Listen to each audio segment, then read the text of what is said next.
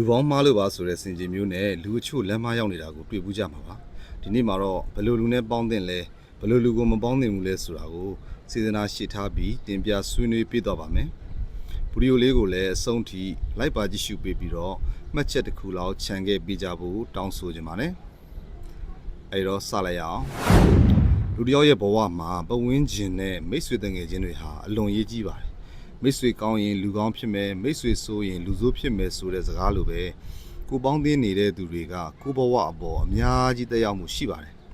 အချို့လူတွေကကိုယ့်ကိုတိုးတက်စေခြင်းနဲ့စိတ်ဓာတ်မြင့်တင်ပေးတယ်အောင်မြင်မှုလမ်းကြောင်းပေါ်ရောက်အောင်ကူညီပေးတယ်ဒါပေမဲ့တချို့လူတွေကတော့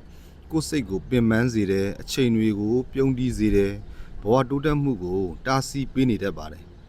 ဒါကြောင့်မပေါင်းသင်းတဲ့သူကိုတည်ထားဖို့ကလည်းအလွန်အရေးကြီးပါတယ်